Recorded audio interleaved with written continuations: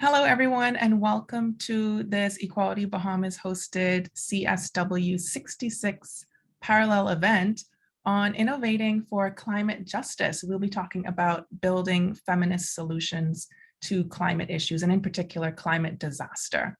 And we have with us two incredible speakers who I will allow to introduce themselves. That way I don't bore you with sort of pre-written bios and you can get a sense of their personalities at the beginning.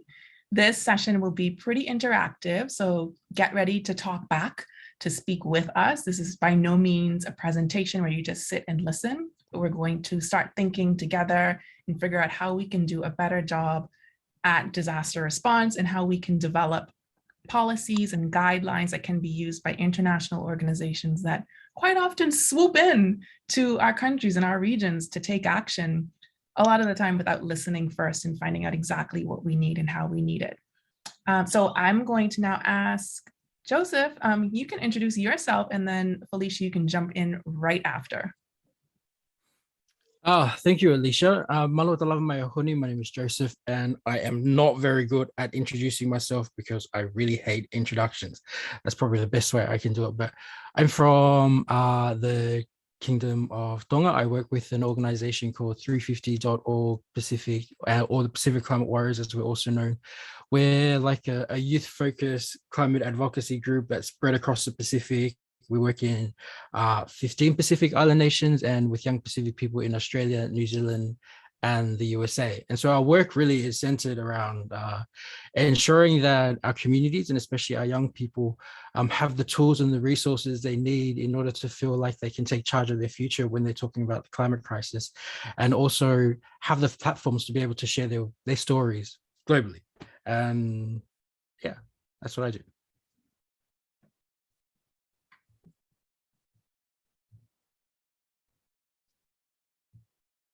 Phylicia, you're up, but you are muted. Nice to meet you. Hi, everyone. I'm Phylicia Alexander. I'm from St. Vincent and the Grenadines, and I'm the executive director of an NGO called RedRoot SVG. We support and empower women and children who are victims of violence and abuse. So we do this through a number of training workshops. We educate women, we give them the opportunity to have a second chance in bettering themselves, and so on and so forth. Thank you both so much for introducing yourselves and for being here and being a part of this conversation. And Joseph, you said you don't like introductions, and that just reminded me that I never remember to introduce myself. So that was a great reminder. I'm Alicia Wallace. I am a part of the Equality Bahamas team, obviously based in the Bahamas, where we promote women's and LGBTQI plus people's rights as human rights, and very recently got into the climate justice space just by necessity. It's a space that we have really kind of intentionally stayed out of, actually, for a long time, just feeling like we didn't have the scientific knowledge and the skills to do it. But because climate disasters disproportionately affect the communities that we work within, we had to step up to the plate and kind of learn as we go. We jumped right in there. So that's me. And I want to go right back to you, Joseph. You mentioned youth. Why the focus on youth? So our focus is on why youth? I guess really it's because young people, it's their reality that we're fighting for, their future. They're the ones who are going to have to make the decisions on whether or not they want to stay on island or if they're going to have to move. We're the last ones who can do something about the climate crisis, but it's this next generation who are actually going to have to live and cope with all the decisions that we make and the world that we're building. So it's about ensuring that our young people have that voice and that understanding and that they know. It's also about ensuring that, like you said, that our people can continue to move through this world through dignity, and that's what it's all about. And even though we do work mainly focused on our youth, we also do really understand the importance of the intersection of feminist justice, but also LGBT communities, which we both also work with, ensuring that we bring them into the center of our work as well. Because just like in Tonga, just like in the Pacific around, and like everywhere else around the rest of the world, those communities are disproportionately affected, especially in the aftermath of a disaster. And so we have to ensure that we can take care of them. But really our work is focused about ensuring that our young people can have options and opportunities and have the agency to be able to make the decisions on what they want to do tomorrow and whether or not they're going to be able to stay on island. And I don't know why Siri's listening to me, but she keeps saying something, but that's why the focus is on. It's also where the energy is at amongst the islands. A lot of our young people just want to take control of their future. They want to do something. They want to be able to advocate for what makes sense to them. And our job really is just about creating the platform so that they can do that and the tools and the resources they need in order to be able to show up powerfully for that. And so that's where the energy is, that's where we're going. And so our focus really is on our young people. And you mentioned young people thinking about whether or not they're going to stay on the island. Is that something that people are contending with now? And if so, why? And how are people thinking through that decision? It's something that everybody is thinking about all over the Pacific, especially in low-lying atoll nations. I mean, Tonga is, there are so many different types of islands within Tonga. It's made up of over 150 islands.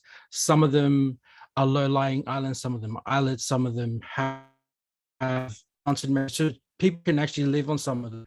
But it's those that live in the low-lying islands that really have to sit there and think about these things. And I guess the biggest example I can give you of that in Tonga at the moment was after the volcano and the tsunami that came after it, the islands that were closest to the volcano were completely decimated. Some islands like Mango and Ha'apai, and people have been moved and can no longer go there because those islands are uninhabitable now because of like the wave literally just knocked down the island, brought down the houses. The sewage has kind of poisoned all of the crops and everything. It's uninhabitable now. Nobody can live there. But because Tonga is a kingdom, they have a king. The king has been able to relocate people within Tonga, granting them pieces of land on crown land, and so that they can move. But the reality is, if they could go back to their islands tomorrow, they would want to go back and they would not want to move because that's where they've been. And that's something that people, not just in Tonga, but across the Pacific, are thinking about at the moment in low-lying atoll nations like Kiribati and the Marshall Islands, where the highest peak on the islands is no more than 1.5 to 2 meters. It's this daily thing about whether or not the seas are going to rise tomorrow to a point where it's going to come and decimate the islands. And it sounds extreme, but that's the reality a lot of people are focusing on at the moment. And when disasters like this strike, when hurricane season comes, when cyclone season comes, when the climate crisis has exacerbated these impacts that people already know, it just makes things worse. And it's one of the things that we were working on at the moment, and I can see Charlotte on this call as well, because UUSC is leading on this with a lot of our partners, is trying to figure out whether or not our people do want to stay on the island, what options they have to move if they want to move or if they need to move, and how we can support and ensure that they can make the decision, I guess, just have their own agency and continue to move through this world with dignity. But the reality is, after the release of this most recent IPCC report, is that future where people are going to have to really think about what they're going to do or whether or not they're going to be able to stay at home is looking a lot more like those decisions are going to have to be made a lot sooner than what we actually had hoped for. And so, yes, I don't know, like, it's very early for me in the morning, so I'm trying to find the right words to say this, but what is in my heart at the moment is that humanity has screwed this planet up, and those of us that live on islands and in low-lying places and who are feeling the brunt the most of this climate crisis are the ones who are paying for it, and that sucks.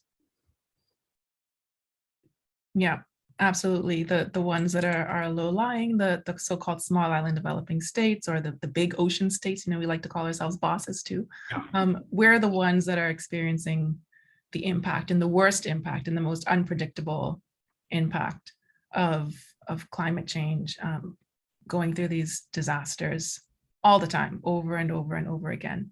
And Phylicia, you had firsthand experience very recently, just last year in April, of a disaster that maybe wasn't as unexpected. I mean, tell us what you think. Was it expected? Was St. Vincent preparing for this to happen? Tell us what happened and kind of the lead up to that. Well, from the last experience, we have realized that the eruption happens every 40 years because it has happened, you know, we weren't really, my Caribbean folks, we weren't really preparing for it. That's why when it erupted, a lot of persons, it was very hard to get people from the red zones, the places closest to the volcano. You know, it was a rush. So because of this, the shelters was not prepared to house women and children and so on. So, you know, we have a lot of problems to deal with that comes out from not being prepared or not taking it that serious. Because it happened every 40 years. The last time it probably happened, people would normally say that the volcano is dormant and it will never erupt again. Yeah, but the experience was not a nice one. And following the eruption, we also had a rainy season, and the ashes, we'll call it laha. It came down with the rain, and so we had landslide, persons' houses being washed away, and so on. So we had, last year was a very difficult year for us, not only because of but we had the COVID and the volcano eruption, and the hurricane season came around, flood out everything. So I think in prepared and educated persons are not taking climate change and these natural disasters seriously enough, because we continue to do things to destroy the planet. And, you know, yeah. So it's almost a year later, Phylicia. What are things looking like now in St. Vincent? Are there people that are still displaced? You know, what's the situation now? Yes, we have persons that are still displaced. We our organization would still assist persons in the shelter. Normally, they would be the government would be responsible for that, but we have women who are still in the shelters, and they would request funds for the children to go to assist the children to go to school, and food baskets. We would give them food still. But the government has built housing for some of the persons because they can't go back to the original homes. So they relocate them at a new area. So in relation to the soil, the ashes did something good for us, where it enriched the soil so we can start planting new stuff. But right now, food is an issue. Food is an issue because it destroyed a lot of the land, a lot of our animals, livestock, and so on. Everybody had to leave them behind. And it's most in the rural areas where we would normally do farming and so on.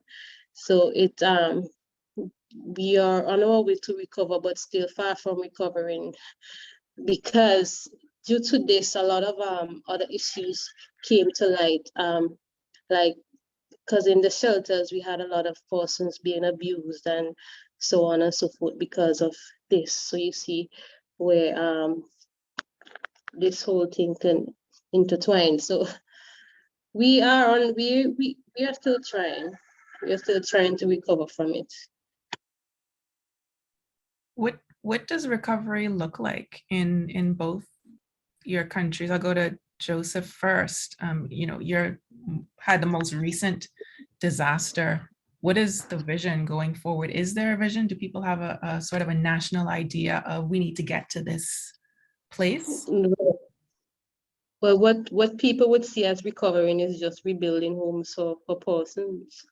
But from what I see as recovering is there is a lot of people who need psychological help and educating on climate change and the importance of it, and how we could avoid some of the issues that comes out of climate change. You know, so while our government may see recovery as getting new homes for persons, getting back livestock and so on, we still need to educate and think about the psychological damage this eruption has done to a lot of people, namely women and children.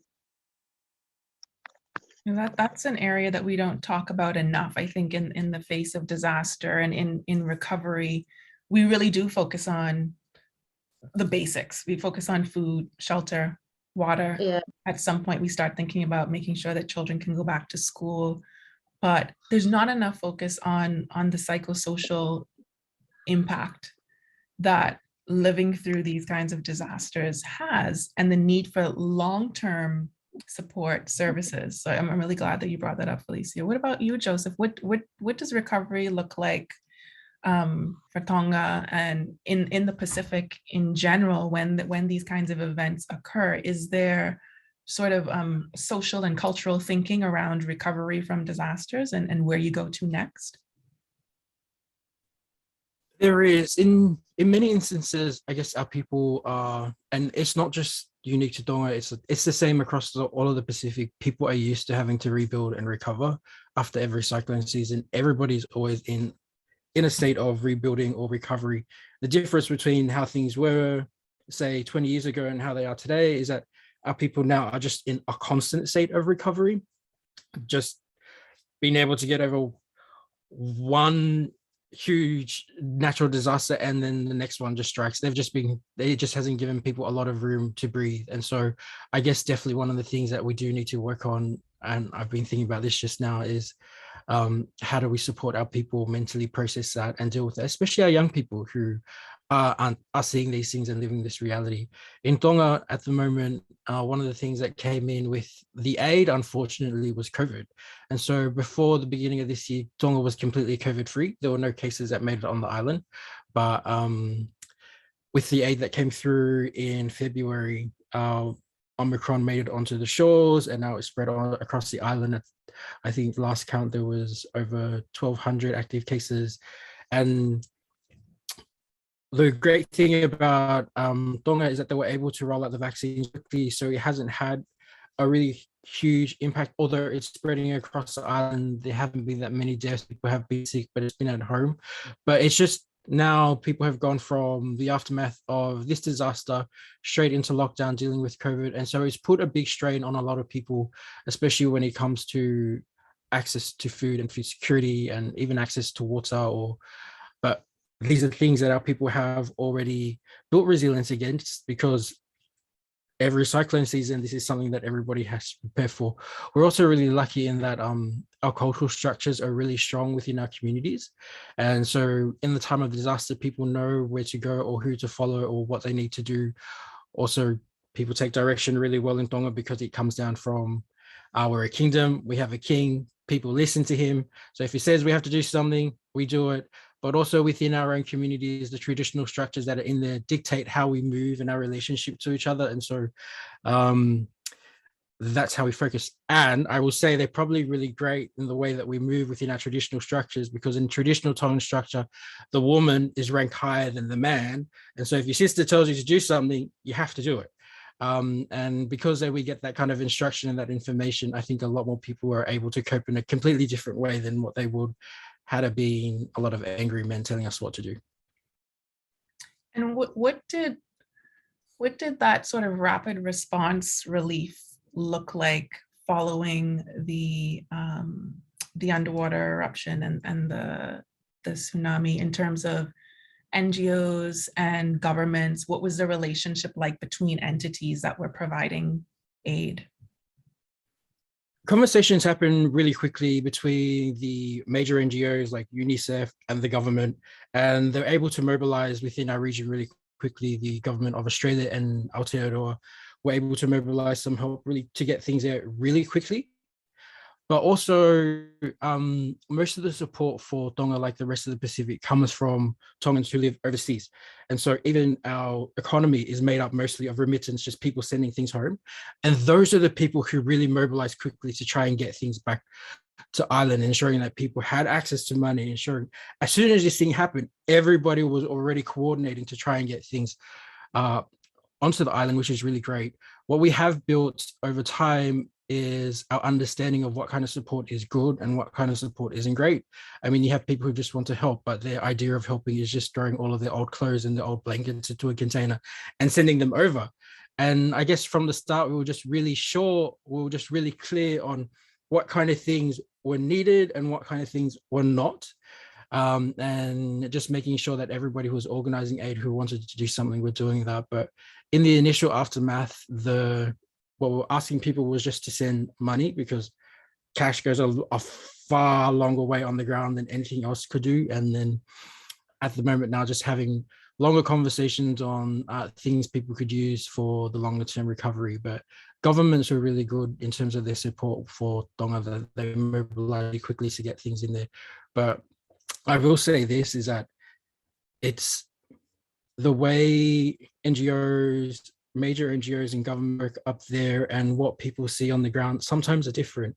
So a lot of people on the ground are very skeptical on the way major NGOs work.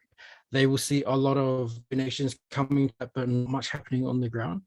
And so we always try and push people towards putting, those small grassroots networks, have those networks within community who are working with them, who are going to go directly to those communities that are affected and help them out, because sometimes it takes a while for that aid to convert or to filter its way through down to community. And so I know that's not something that's just unique to us. I think that's across the world everywhere, but Tonga is still trying to figure out how things are going. I guess the aim is to try and open up as soon as possible so that the family support that's needed can finally make it back to the island. But it's still a long way to go, especially with everybody still in lockdown at the moment. Yeah, it's really interesting that you shared some of the sort of cultural institutions and the centrality of women and the influence that women have, which isn't necessarily the same in different parts of the world and in different regions. I know in the Caribbean, for sure, we understand ourselves as being matrifocal, but still operating under patriarchy. So a very different dynamic there. Phylicia, what were your observations of the way that people mobilize and the way that NGOs functioned versus or alongside the government initially?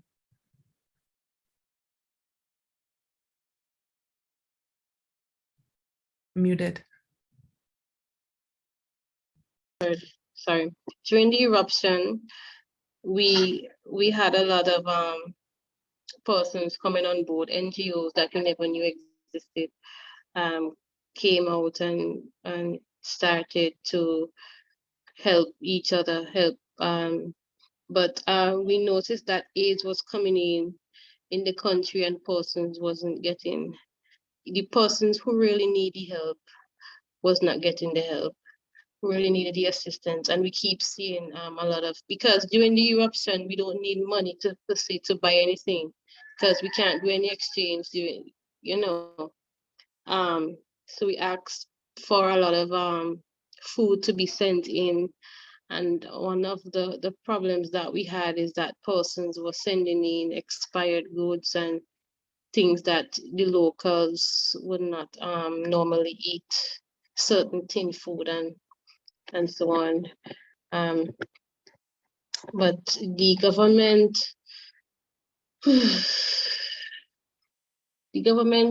the government and the NGOs in St. Vincent and the Grenadines, they don't have a place, because during the National Disaster Management meeting, the NGOs don't have a seat. There is a space there for the NGOs, but there's not enough NGOs in St. Vincent that is functioning so that we could have a board and to have a place in decision making where climate justice and dealing with issues with women and children.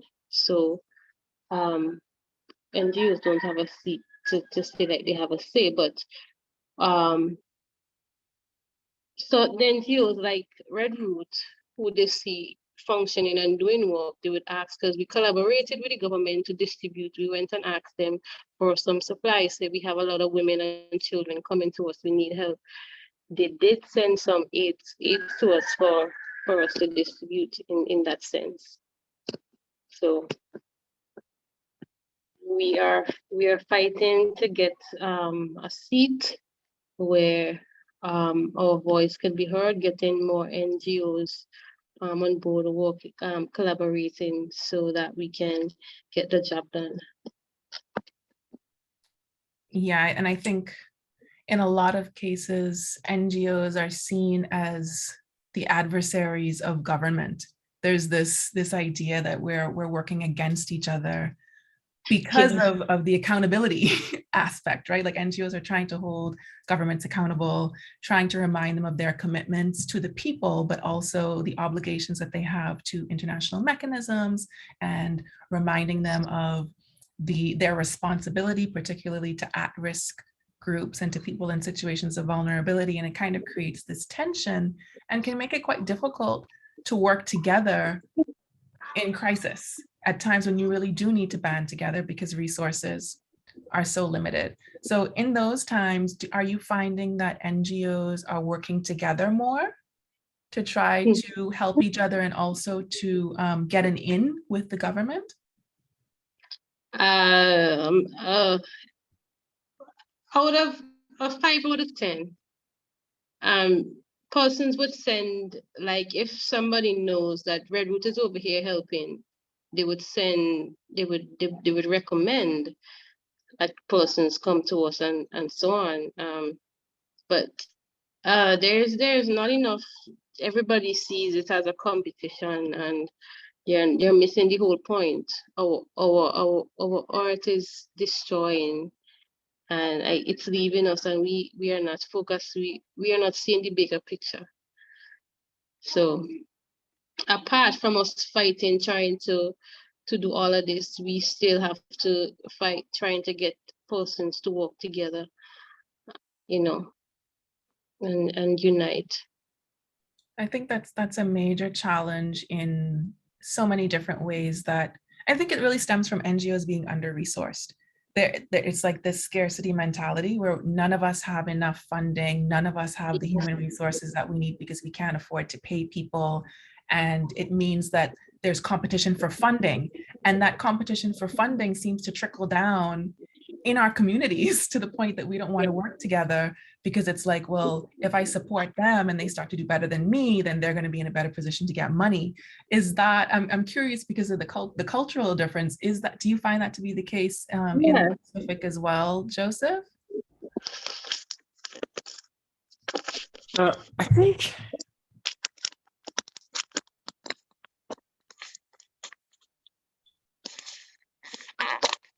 not in my experience. And I would say that because as an NGO in the climate space, our goals and the goal of government are aligned. And so our conversations and our work has always been to try and ensure that wherever we're advocating for the same thing. And so we worked really closely, but that's not something that just happened overnight. Years and years has gone into the work of building a relationship between NGO and government. That still happens today. There is still some disconnect, and sometimes it always isn't a lot of trust in some of the countries where there isn't a whole heap of trust between NGO and government.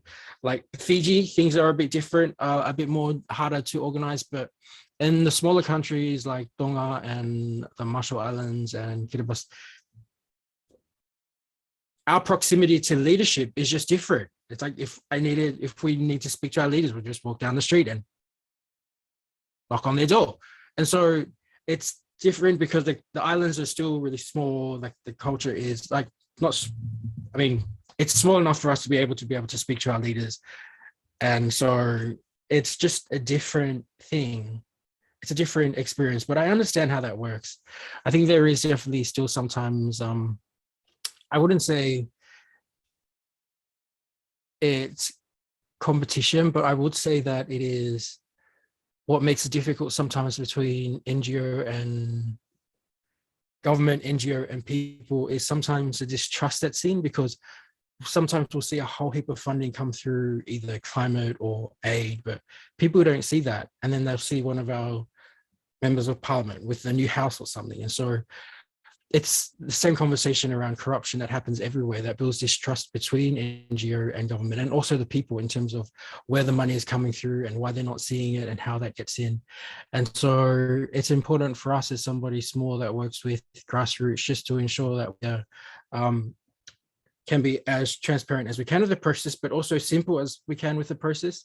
If the money comes through from somewhere, we'll just get it out straight away and ensure that people get what they need on the ground. But I can see how that works. But in the Pacific, it's definitely on climate. I know this. It's probably like it's probably like that probably does happen for some other scope, but definitely in climate, we're lucky enough that civil society and government are aligning our goals in that we're just fighting for the survival of our homes. And so people work together. That's awesome. I think a lot of our countries and regions have a lot to learn in terms of just focusing on the vision that we have and the commonalities and our goal to help people to not just survive, but to get back to thriving, or maybe to get, for some people, get to thriving for the first time, and not so much who does what and who gets what credit. And that sort of sense of competition, right? It goes back to values. And I think we have a lot of work to do in terms of visioning together and also identifying our values that should guide the work that we do and the way that we engage each other. And I'm glad, Joseph, that you made the point about getting people the things that they need, because that's sort of central to this conversation that we're having. And to sort of frame this, I'll share a little bit of my experience in the Bahamas following Hurricane Dorian in September of 2019. And as I mentioned earlier, this climate has not been my area of work, but we regularly collected items and sent them off to organizations that do that kind of work and do relief work more frequently than we do, but generally for items that are needed for women and girls and LGBTQ plus people. So a lot of menstrual hygiene drives, because that's often left out of donation drives. People completely forget that there are menstruating people in the world who need pads and tampons and things like that. And with Hurricane Dorian, it was so devastating, displacing thousands of people from two of our most northern islands. We realized that we needed to scale up. So we partnered with Lend a Hand Bahamas. We had a big donation center, so many resources, so many donations were coming in. And then people found out and started showing up to collect them. So it wasn't planned, but we became a distribution center just because it was easier than packing things up, taking them somewhere else and sending people to another location to collect the things they need. So we were constantly evolving and transforming the work that we were doing to meet the needs of the people. And then we started to see that more and more migrant people were coming to our distribution center to get help, in many cases because they had been turned away from other places, because they were migrant people, because they did not have documents, which is quite ridiculous considering that when you lose everything, like your documents is a part of that everything, right? But because they could be identified as migrant people, they were considered, in many cases, less worthy of assistance. And that really drove us to ensure that we were serving them and serving their needs and paying more attention to them. So the government set up shelters. There were different shelters, and there were a couple in particular that were focused on migrant people, primarily people from Haiti or people of Haitian descent. And someone in our group said, oh, we should provide breakfast at the shelter a couple of days. And the breakfast was kind of, American breakfast, eggs and bacon, Bahamian breakfast. We like our sauce and stews for breakfast, grits. And we started talking to the people at these shelters and saying, so, hey, how's it going? Are you liking the breakfast? Is there anything that would be nice to have? I know that you have your basic things, but what would you really like to have? And, you might think that they would say, I don't know, money or makeup or something like that. And they said, it would be nice to have a Haitian breakfast. And at that point, everyone in the team was just like, oh my gosh, the most obvious thing, right? We feel like we're doing this good thing, we're providing something, but not thinking about the context, not thinking about the people their culture, and beyond their needs, but what would be nice, what would show some consideration. And that really got us thinking about the way that we do relief work beyond just thinking about international aid, because it's really easy to criticize international aid. But how are we doing the work? Who are we centering and how are we making decisions?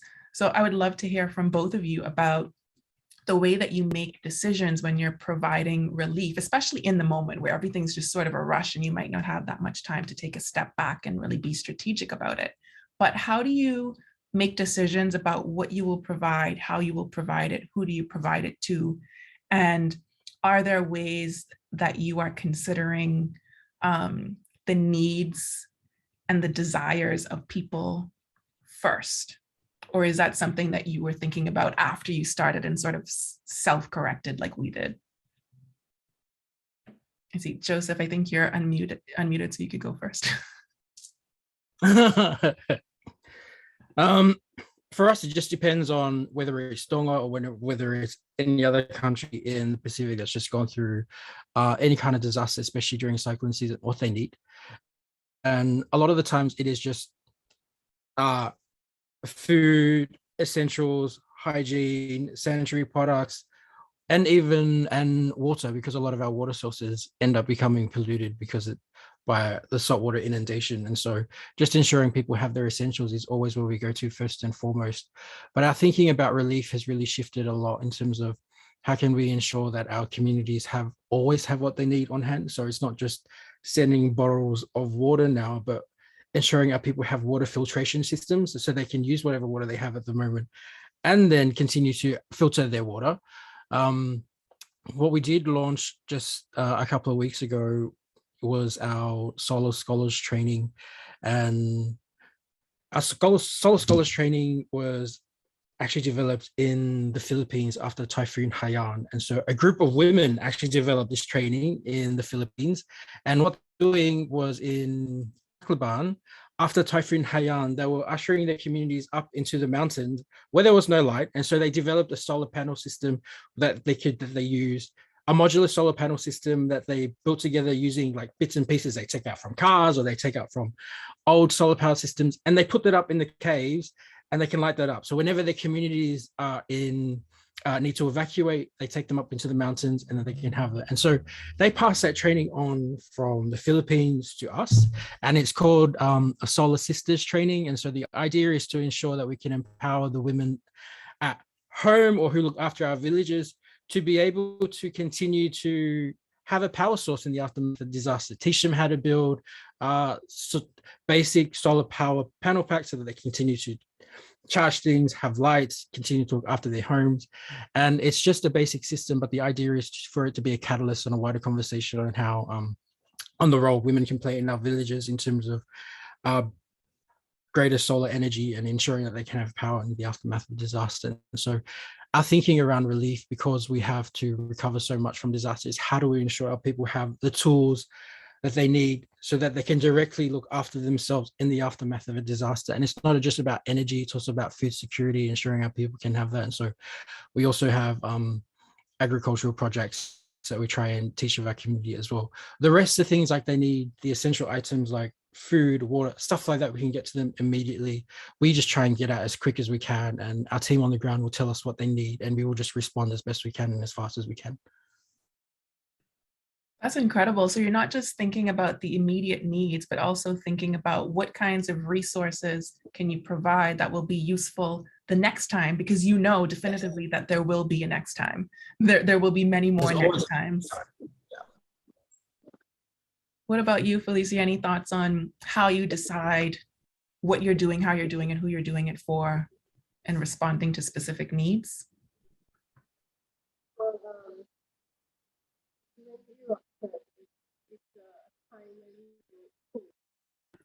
We're not hearing you too well right now, Phylicia. Are you hearing me?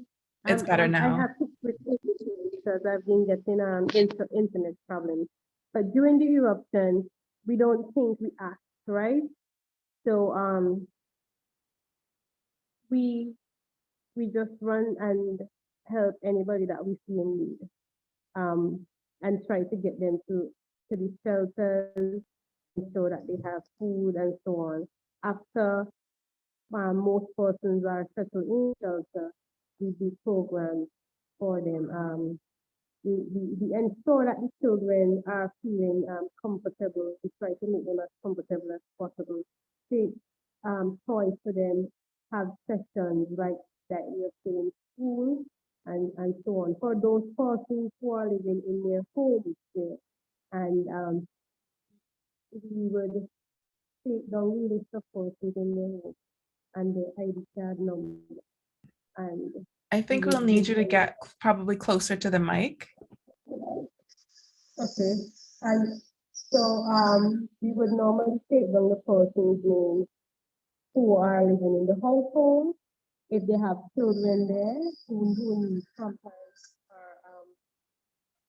sanitary napkins and so on, we would distribute to them, because as we know, in every disaster, of course, we will try to take advantage, and we try to ensure that the persons who need the help really get the help.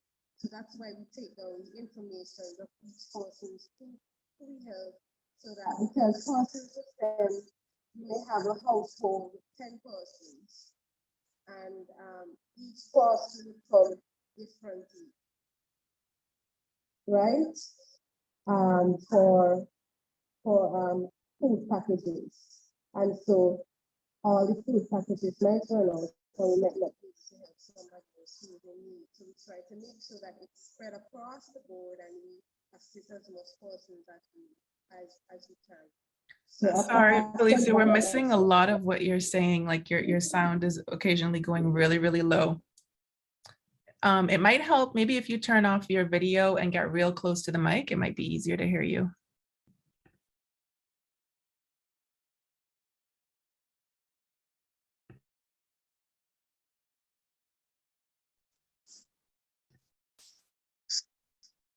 You hear me better now? Hearing you now, yes. Okay, all right. So I was saying that we would assist people based on their family needs. So we will take information of how many persons are in the household for those persons who might still remain in their house. And we would give them, we would pack a package for them, depending on how much person is inside of their household. We will also visit the shelters and do sessions with them. We would have classes with the children and have empowerment sessions with the women on how to cope in times like this. So, yes. Yeah. So we're hearing from Joseph that the thinking is long-term about, you know, what can people use the next time there's a disaster? And then we're hearing from Phylicia a couple of things.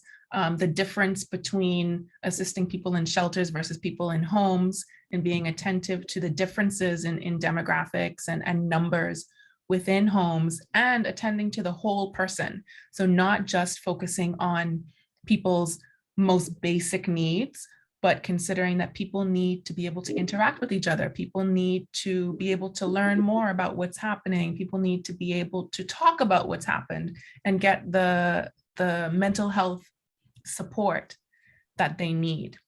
So these are just some of the ways that we're thinking beyond just food packages and clothing and water that normally comes up when we're looking at disasters and disaster relief.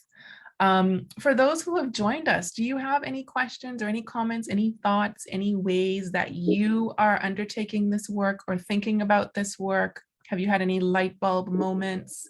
If you'd like to use your mic, just raise your hand, but feel free to also use the chat if you just want to type really quickly, and we'll be attentive to anyone who wants to jump in here at any point.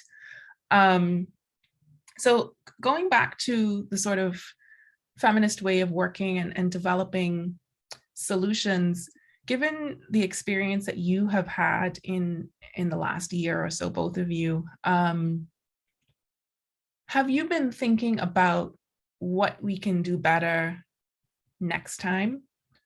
Ways that we can change the way that we do relief work, especially since in in the aftermath of disaster, the immediate aftermath, we're very dependent on people on the outside providing assistance.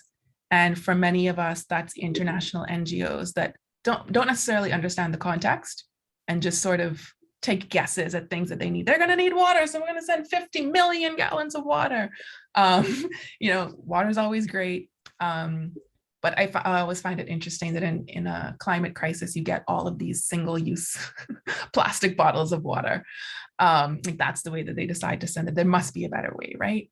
But Joseph, you were talking about being assisted primarily by people from the island who are living in other parts of the world. And that must, I imagine that drastically changes the way that relief works, and that those people have an understanding of the context and the culture and the specific needs.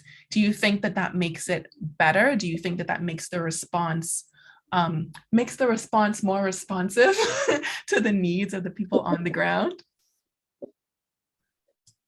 It definitely means that there is a quicker response in that the Pacific diaspora will always mobilize quickly to try and support. And there are more people that live outside of the Pacific than actually do on island. And so there's so much more support. And I guess just because recovery from disaster is just something that has to happen all the time, the structures are there for people in order to get support home really quickly already in terms of like money transfer systems.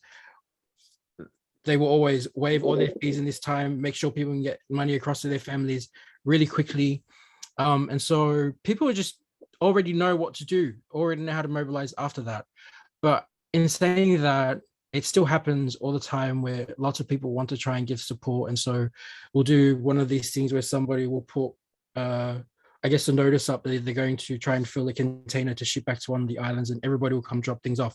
But then they always end up dropping things off like clothes and underwear and lingerie, things that don't even fit island people, things that are probably like just not the right size or the right style for people who are on island.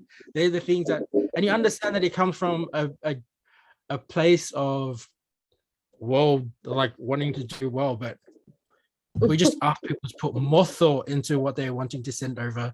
Lots of people try to send over high heels and stiletto heels, but what are people on island going to do in the aftermath of a disaster in a high heel? Are they going to try and walk up the street?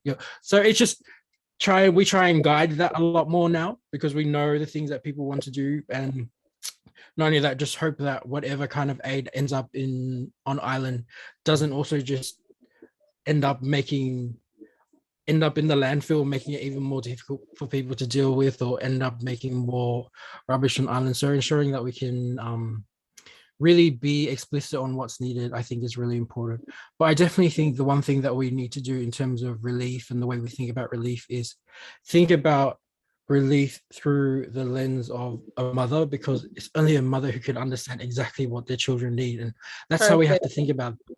I think it's, even myself would go and I can think of a million different things, but I will still forget. And I would always just ensure that I'm speaking to my mum, because she will tell me something completely different. I would have always missed something. And so I think when we're thinking about relief, we always need to think about it through the lens of a mother, because a mother always knows what people need. Right. And this also takes us back to the importance of women when it comes to climate change and disaster. The instincts and the skills that women naturally have to deal with these issues. Yeah, I often tell this story about being, we did 6 months of relief running this distribution center, and 98% of the people who came through were women. And they came with the priority of meeting the needs of their family. So not personal, but their family. And I found that they would come in and say, I need this for my husband. I need this for my brother. I need this for my mother. I need these things for my children. And we would often have to prompt them to say, okay, and what do you need? And it would really sort of, a lot of them are taken aback. They're like, wait, what do I need? Let me think. But the mother, or the woman in the household, tends to hold all the knowledge of the household They know everyone there and they know what everyone needs. They know what everyone likes. And, Except their needs. yeah, sometimes accept their own needs. And, sometimes I found that a lot of people coming in were very conscious of how much they were taking out. So there are often these ideas that people are looking for handouts.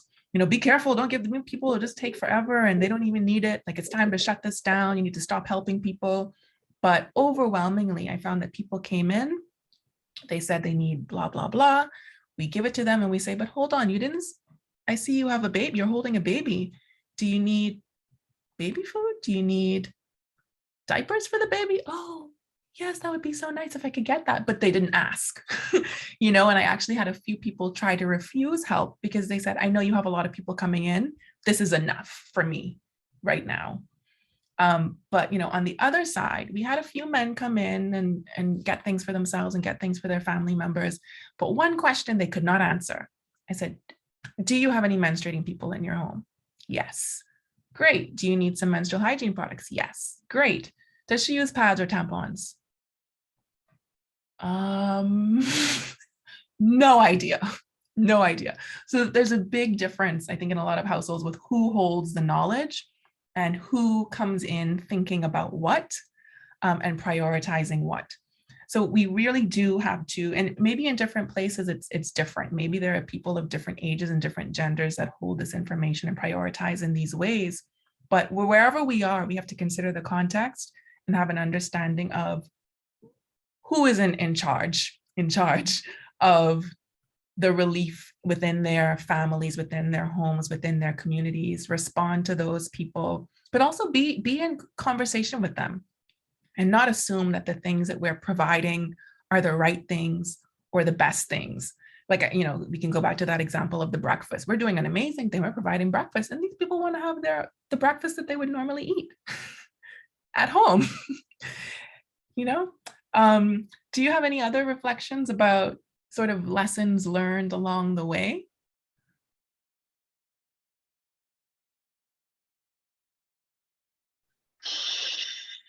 Well, I learned during the eruption not to judge people by how they present themselves. Because somebody might come to you and they're well dressed and you think that this person don't need help. You have to inquire, and by having conversation you realize that this person needs more help than you think. So I learned that to look beyond the surface of situations and to be prepared, not just gathering everything, but mentally try to prepare yourself mentally for whatever to come. That because your mind is so important, and some of us lose ourselves doing this type of work and so on. We don't take the time out to take care of our mental health. So I learned to help and to do this work, you must also be mindful of your own health, or you won't be able to do your work. You won't be able to help people. Yeah, that's a great point. I think that people step up to lead relief efforts and put their own needs aside and don't really specifically ask for the kind of help that they need. So for both of you, what have you found to be useful, or what do you wish you had when you were really in the thick of things, when things were really hectic and you were being pulled in different directions? What might have been helpful for you? Because I know a lot of international aid, a lot of regional aid is focused on the people that you're serving. But what do you need as an organizer and as someone who is, quote unquote, on the front lines of disaster relief? What are some of the things that people who want to support can think about and can provide to you during those times? For me, funding is very important. During this time, we find ourselves lacking, and our biggest thing is funds, because and also persons would want to send focus on clothes and so on, but they don't focus on like wipes, on Pampers for babies, on sanitary napkins, you know, these simple things that we just need to like deodorant, you know, the simplest things in life is what we persons really need during the eruptions. And persons don't think about what they could send. They just pick up anything that they have in the house that they think that they don't need. People look at things that they don't need anymore to send, and that was the problem that we have. We have a lot of stuff that we have no use for, you know. And what So do you yes, end up doing with those things? The things that you don't need, they end up in the landfill, right? yeah, Which does not help us in the climate crisis. no, it doesn't. It just makes things worse. It just makes things worse. Yes, of course we need clothing and so on, but like what Equality Bahamas donated flip-flops and t-shirts, things like that are important because men and women can wear those things. Men and women can wear flip-flops, you know. So when persons would send like heels and certain kind of clothing, that we are very appreciative that persons think of us about us during these times, but we would really like if person can really think about what would I need during this time. Just look at yourself and say, if I was in this position, what would I need? Maybe I'll need some towels. I'll need some rags, some cups so that we can drink water out of, you know, utensils, soap so that we can wash dishes, you know, these types of things. And sometimes we just need support to know that people is there thinking about us, and you know, prayers and encouragement. Absolutely. Yeah. So we have some comments here. So I won't read your name just in case you don't want it read out. Someone is saying this discussion is crystallizing for me the need for an emergency relief registry where items, supplies, and amounts could be posted and fulfilled. And I think, and that's a great idea. Like you're talking about, Phylicia, the evolving needs, right? Because the needs change. At the beginning, you need certain things. Within a few months, you need some other things. Later on down the road, a completely different set of things are needed. So at first, you just need flip-flops for people to have something to put on their feet. But within, you know, maybe 9-10 months, businesses start to reopen, people need work clothes again. So maybe at that point, somebody might want the heels, but that's not what you want to take up your limited office space or warehouse space at the beginning. So it would be great to have that kind of a list of things. These are the things that we specifically need right now, instead of a central place for people to see that list, right? Because I can say right now, we need a lot of women will come to me wanting me to help them to write CVs and so on to get back there to find jobs. They will need clothing. Sometimes when we have workshop, how to dress, it's not, you know, you can see that they're in need of clothes. So to send like that is a need right now. Clothing and shoes for women and so on, but yeah. And we have another comment saying, I really appreciated the point made about the key role of women as knowledge holders of the household. In the statement that the BIC, please tell us what BIC is, the statement that the BIC wrote for this CSW, the key position of women and girls was highlighted, and they've shared the link in the chat. So for those watching the recording, we'll be sure to share this link in the comments so you can access that as well. But BIC representative, please tell us what those letters stand for so we can share that with everyone as well. Joseph, did you have anything to add there? Very similar, very much along the lines of what Phylicia said too. I guess in the direct aftermath of any kind of disaster, prayers always go a long way. Money, I guess, if you know you have the monies coming in, it makes so much easier for you to be able to organize stuff on the ground. So easy access to funds. And the one thing I wish we had a lot more sooner, especially in the aftermath of this disaster in Tonga, was internet. If you have money and internet, then it makes life coordinating things so much easier, but it also means that you can speak to a lot more people around coordinating that stuff so much easier too. And so internet is something we're thinking about, how we can ensure that access in the aftermath of disaster too. And it's interesting how that changes from one place to another and from one disaster to another, because Joseph, you're saying money, send the money. And Phylicia, I remember at the beginning, you were saying not money, because we can't buy the things that we need here. We just don't have it. But eventually the money is useful, right? So there's a time when the money is helpful. I know for us in the Bahamas, with the disaster that we had, Hurricane Dorian, there were a lot of supplies being sent in.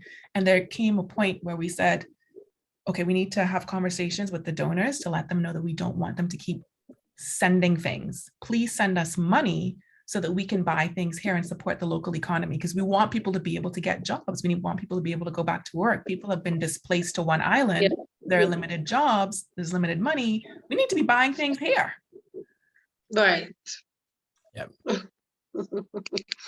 Yeah, that is it. You know, persons that there are times when we needed, persons didn't have anywhere to sleep, so we needed mattresses, we needed beds. So it's good to communicate with persons who are on the ground and not just think, okay, let me send this, you know. Or if you can look at the disaster, you would know, okay, if I was here, this might be happening and they might need something like this, you know. As he was saying earlier, women always know, because we are mothers. Yeah. Yeah, absolutely. I'm going to ask you a tougher question, so feel free to take some time to think about it. But as we think about disaster relief and the long-term work that we have to do and what happens in those first few months and the guidance that other people need in supporting us as we're leading these efforts, what do you think are some questions that people can ask themselves when they are trying to be supportive, when they're trying to provide support, to ensure that they are thinking about people's needs and not about making themselves feel good about doing something? Because I think a lot of, like we've talked about, people sort of clearing their closets and being like, don't like this doesn't fit, don't need that anymore. And then you end up with lingerie. Like I know we had quite a few swimsuits donated, and I was very confused because people were traumatized after nearly drowning in Hurricane Dorian. Why would you bring swimsuits? Why would you do this?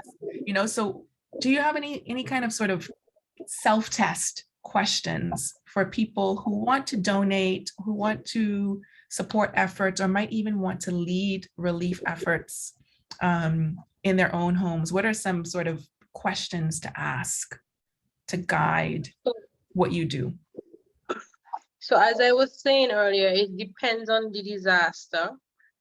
You think of, okay, so now is a hurricane and persons might lose their house. Well, most of the time that's what happens. So you think about, if I was here and this happened, what would I need? So sanitary napkins, the basic things.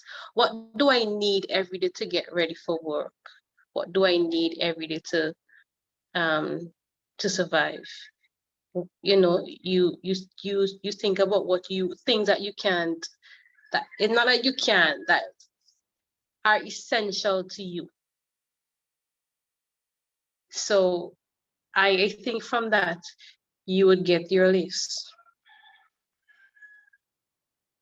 And to add to that, Phylicia, even thinking outside of yourself, you can imagine somebody else, right? Like, so for someone who isn't from St. Vincent, someone who's from Canada, right? Like, you need to put yourself in the mindset of a person who lives in St. Vincent, because you do not need to send a puffy jacket to St. Vincent in April. You know, and I mean, that's like an obvious example, but this is the way that you need to think. You need to think about what a person who is not you would need as well, if it's a completely different context, right? So there are ways that we can sort of play with these questions to make them work. Joseph, you look like you have a good question for us to think about.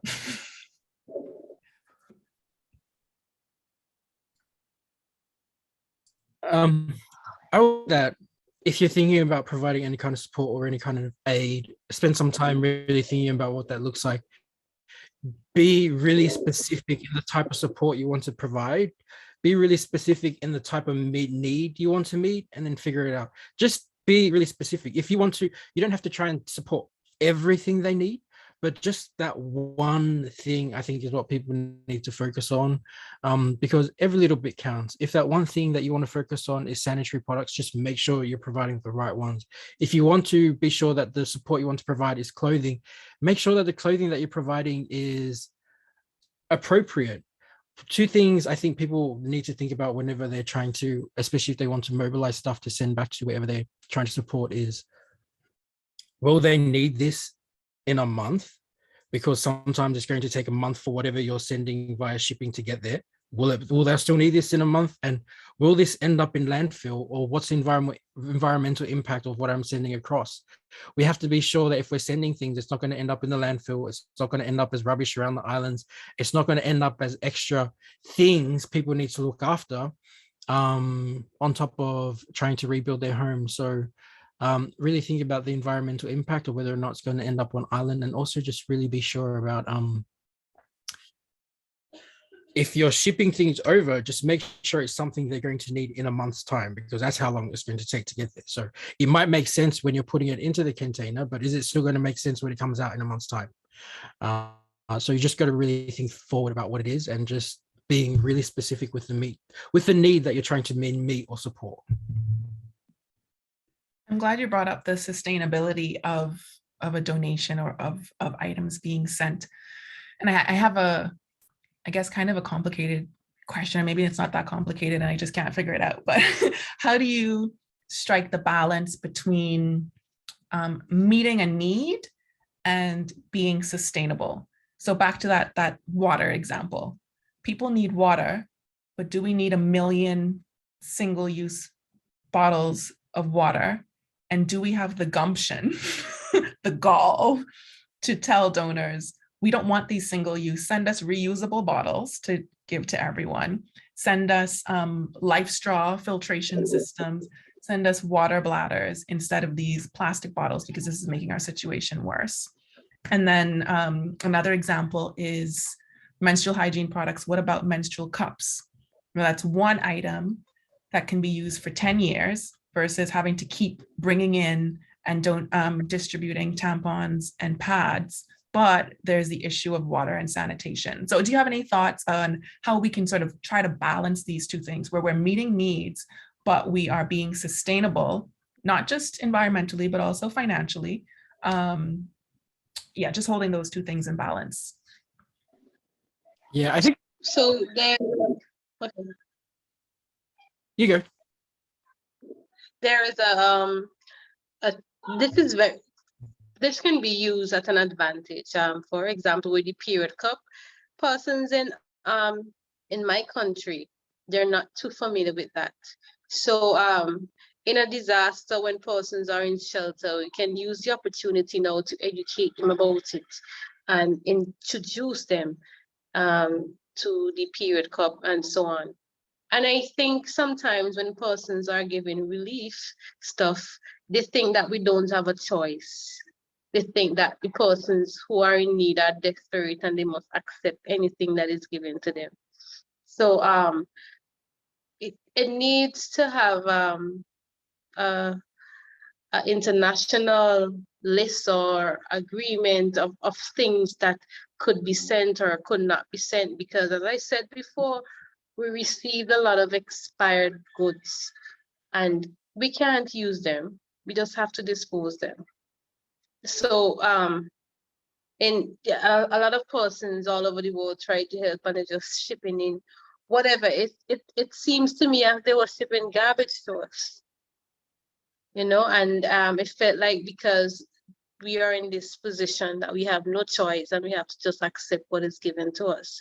So we don't always get the chance, the opportunity to speak to donors and say, well, this is what we need, this is what is required. But if persons are educated internationally on what to do in disaster time, when disaster come around, sensitize people on issues like this, what the victims, what persons who are in this position face, maybe then things could change. But normally we don't have the opportunity to say, well, this is what we need, this is what we need. Yeah. Do you want to jump in there, Joseph? I know you had something to share there too. Yeah, I can share more on the water bottles, because a lot of water was sent to Tonga because that was what was needed directly in the aftermath. And long term, we'll be looking at how we can make water filtration systems more accessible. But the reality was the easiest access to clean water there was through bottled water. But we were lucky enough that also plastic bottle compactors were brought in on aid ships as well. And so we handed out a whole lot of water at the beginning of the disaster when people needed it. So there was a lot of plastic water, but just over the weekend, our team have gone back out on island to try and collect as many of those bottles as we could, a lot of those empty bottles, and just taking them back to where the plastic compactors are. And so ensuring that anything we put out there in the community is also being picked up and then being recycled. And so how we deal with all of the rubbish to come up from this relief work has always been a part of the thinking of the aid as well. And so the government just had enough foresight to request plastic compactors and grinders to be brought to the island too, because they just knew how much water will be taken. But it has to be a part of the thinking, how we're going to be feeling, how sustainable this is, and what we're going to do with all of this stuff in the aftermath. That's great that foresight was there to think some of these things through. But I also wonder what we should be doing as organizers, as people who are working in feminist ways to influence the way that donors, that aid organizations engage us. Because as Phylicia said, it often feels like we're just being sent whatever because we're supposed to accept whatever. So at what point or in what way do we push back and say, yes, we do need the help, but we need you to make the situation better long-term than worse. So can we have a situation where, I think people who work in the environmental space are familiar with the producer pays principle, PPP. So if something is shipped out to another country, the country that shipped it needs to accept it back when it's no longer in use. So for example, the printer ink cartridges, a lot of people refill them, but a lot of times they go in the garbage. They need to be sent back to the country that produced them and have that country be responsible for disposing of it, so that countries like ours, small island developing states, big ocean states, aren't saddled with that, and we don't end up with that in our landfills. So can we talk about, yes, we need the water bottles initially. We need probably X amount for this period of time, but when we're done, we need you to take it back. What might that look like? Are we bold enough to do that, to require that the people who are working with us, the people who want to help us, also work from a feminist perspective and want to assist and not cause more harm to our environments? We have an initiative here where persons would recycle, would take the water bottles to an institution, and they would pay them for the water bottles. But then again, sometimes I feel as though this is they're not being paid enough for it, because they have to clean the entire bottle it's a lot of work, and it's like for a big garbage bag, you get like $3 for it, and to do all that work. So that is not encouraging persons to recycle either way. So that is one that is something that we are doing here, but to get them to take them back, I am not sure about that. Yeah, it might be a hard sell, but if we can get it in policy and if we can get enough of us to make these demands, you know, and kind of hold them to their own values, because if you really care about this, if you care about the environment, if you care about the lives of people within our countries, then you're going to get on board with this and you're going to help us to dispose of the waste that you're sending to us, because there has to be a way to manage it. Folks who have joined us, do you have anything? Do you want to add anything in the chat? Anyone want to say anything? You can feel free to raise your hand, type in the chat. We're going to read out your comments without your name if you like. And while you do that, while you think about any contributions that you'd like to make, I'm going to invite Joseph and Phylicia to make any final comments on your experiences in doing this work, what you would like to see going forward. And I guess the main question I have for you is, what is the feminist future of disaster relief? I mean, hopefully the most feminist, best future is that we don't have these disasters, but the closer, the nearer feminist future, what does it look like in the world of disaster relief?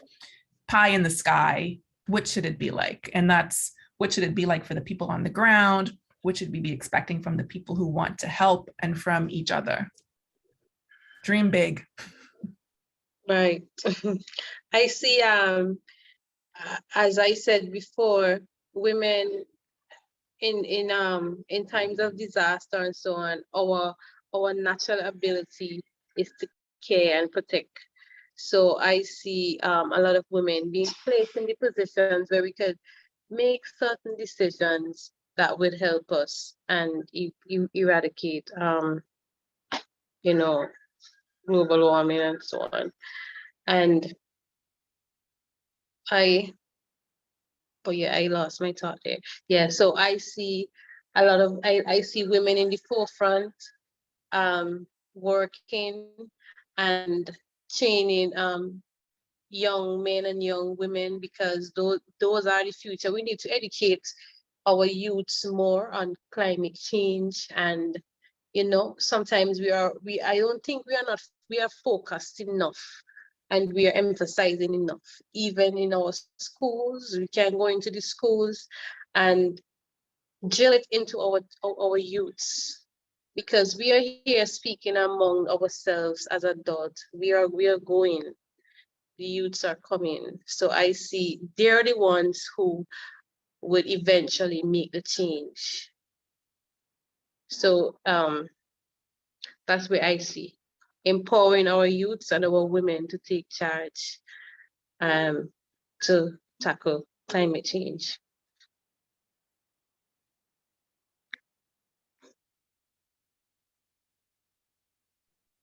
Yeah, Joseph? Can I just say, can my answer just be what Phylicia said? Everything that she said, that's what I was going to say anyway. Wow, Joseph, easy way out. Take it, why don't you? We've got 2 comments in the chat. We have someone saying, other things people can do is think about disaster risk reduction preparedness in their own countries. We have seen that no country is immune to climate change. We should all be contributing to these processes in the context we live in and regardless of development status.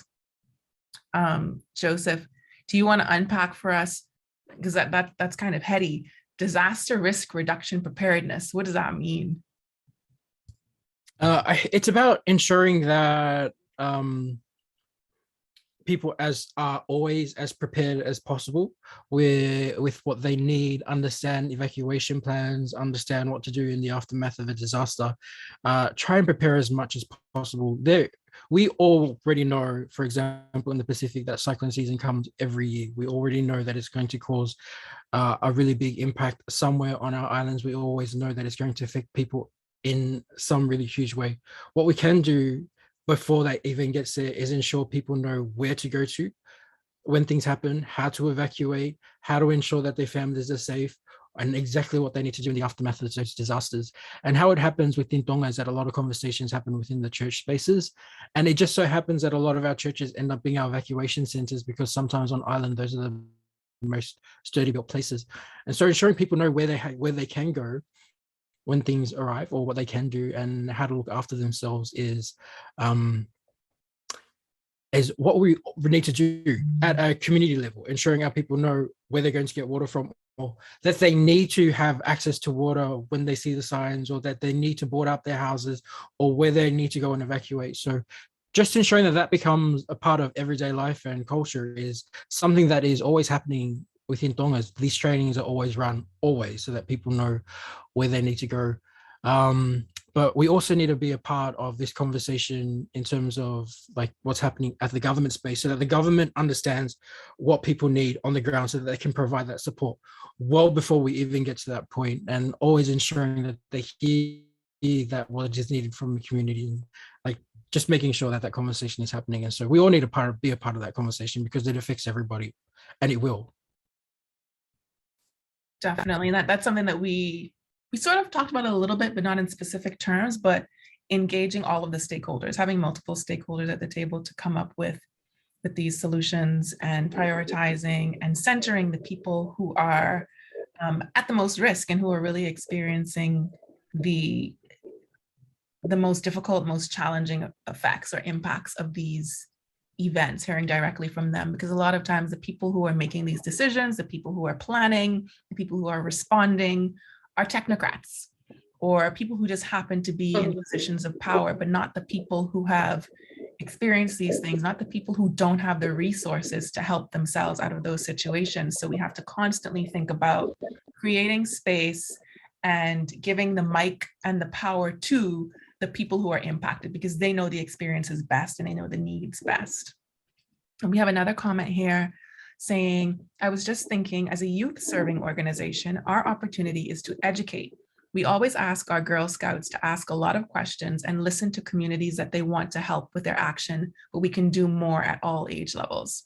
Absolutely, absolutely connects with listening. That listening, I think, is a really important piece. And maybe that's a question that we can ask when we're engaging in disaster relief at any level. Before making any moves, ask that question: who have I listened to?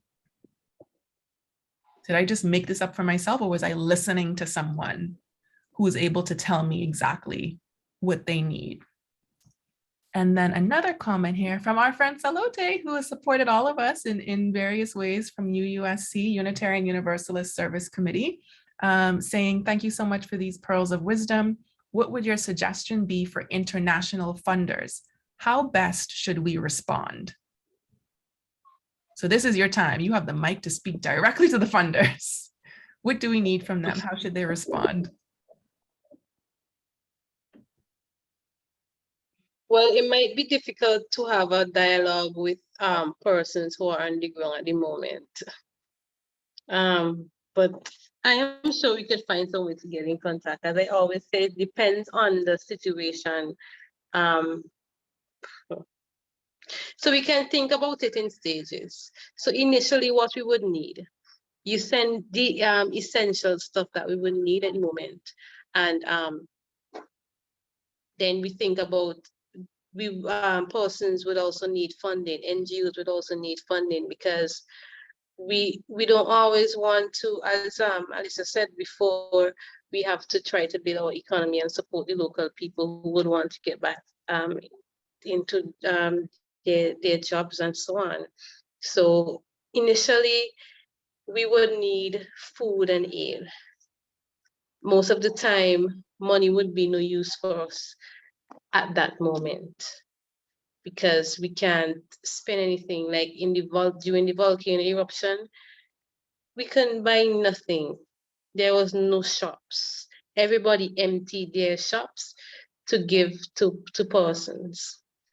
So we had we didn't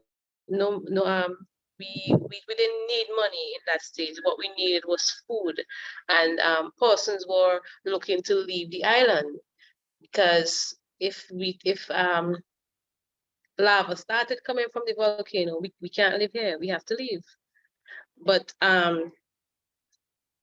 so we would need, but money is also is very essential, but we have to think about you as an individual and put yourself into other person's position and think about what would be essential for them at this moment. Yes. Joseph.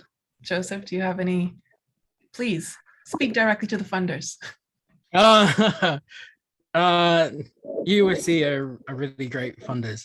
And I think to any kind of international funder that does this into this, what's needed in the aftermath of a disaster, especially if mobilizing funds is the best way to deal with it, is easy access to that. One of the hardest things to do is fundraise. One of the hardest things to do in the aftermath of a disaster is to try and pour energy into that fundraising when your priority is making sure that our people and our communities have what they need. So easy access to funding that doesn't require a whole lot of paperwork or red tape is what's needed.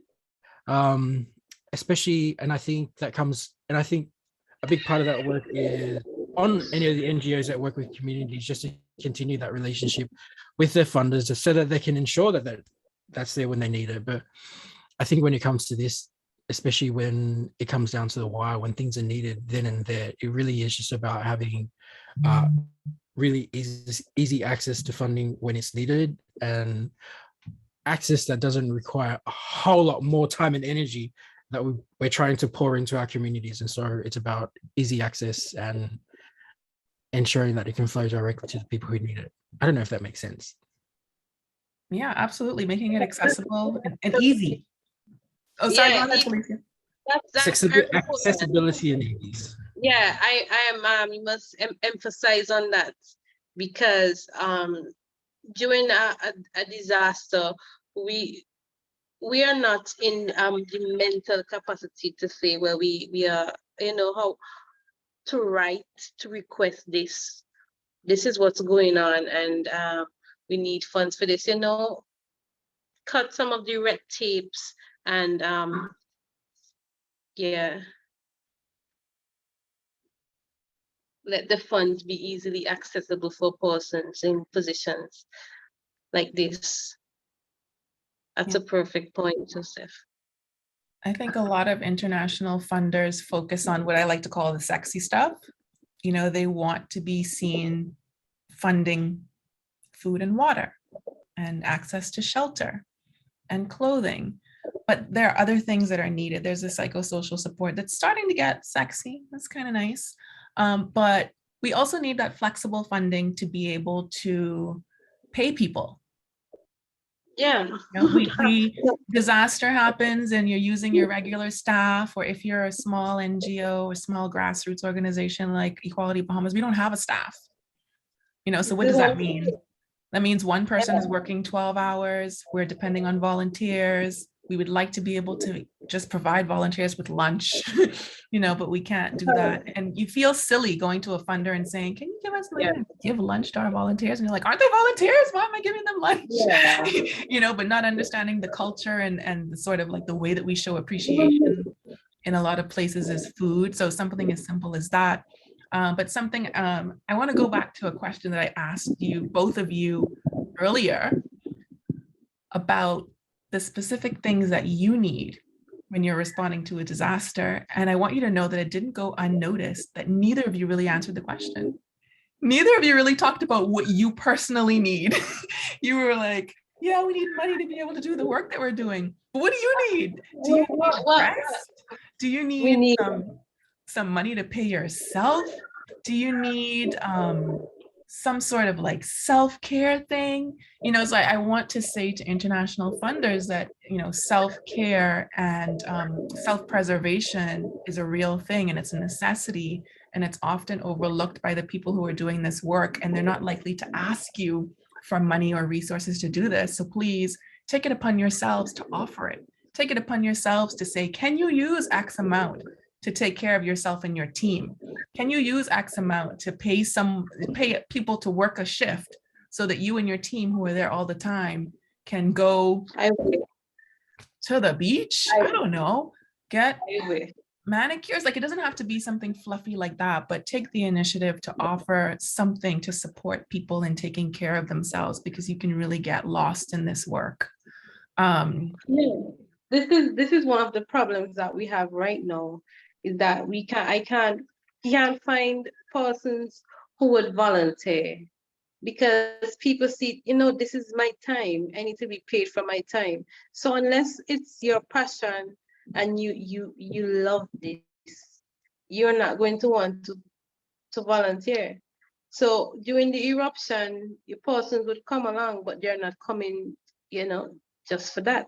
We have to provide food for them. So we had to go into monies that was not allocated for that, to do that, because it's an emergency, Yeah, so they would need food. They also have family, and they will need little help and all these things. So I always think about paying persons who volunteer a stipend, regardless if they're volunteering, because it's time that they could never get back in life. And we should respect people's time, So funders, I think they're not thinking about that. They're only thinking about the work that to put out. They're only putting the money into the work. They're not putting anything into the persons who are providing the work. And those persons are very important. There are a lot of times when we cry and we break down, and but we have to keep fighting, because this is something that we want to see. We want to see change, and we just can't give up. Sometimes I wish that we could find a funder that would fund us for the rest of our lives, so we don't have to keep worrying about, I wonder if we're going to get another grant, so that this could help us with the rent, or this could help us with doing this other project. Maybe they might fund us, or maybe not. All these things that you're worrying about. So we need to think about self-care for real. Yeah, definitely.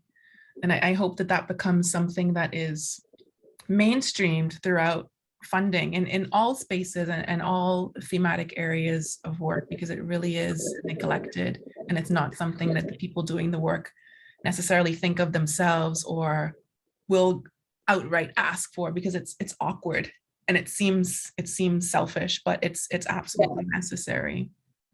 Yeah. This has been a really great conversation. I feel like we could go on and on and on.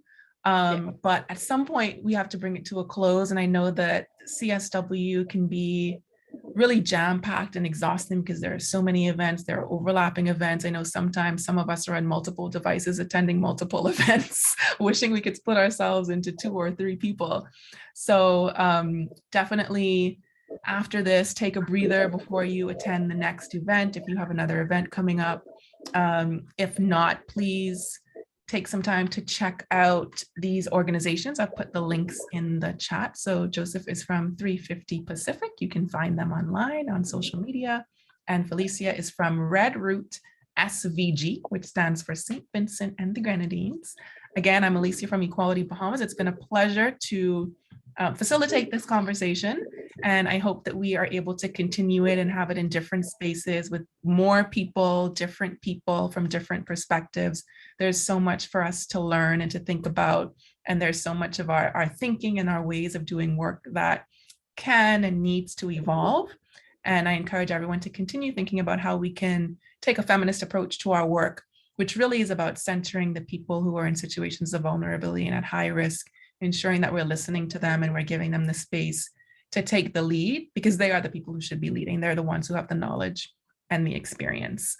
Outside of CSW, right after this, basically in 20 minutes, we have another event, Equality Bahamas, that is very Bahamas centric, but you might be interested. We'll be looking at marital rape, our laws as they are now, and proposed amendments to that legislation. It's been a lot of conversation recently about criminalizing marital rape, which obviously is egregious, and rape is rape, but we're having a hard time getting that across to the masses and getting our legislators to actually take action on this. So if you're interested, feel free to join us for that conversation. Just register real quick at tiny.cc/marital rape. And you can follow us on all social media. You can find us at Equality 242 and keep up with our other events and join us for more. Thank you everyone for joining us and for participating in the chat. And hopefully next time we'll have even more feedback from all of you. Enjoy the rest of your day, and many, many, many thanks to Joseph and Phylicia for being here and sharing your insights and your thoughts and your ideas. And I'm sure that we'll be in conversation again in some way very soon. Take care, everybody. Thanks, everyone.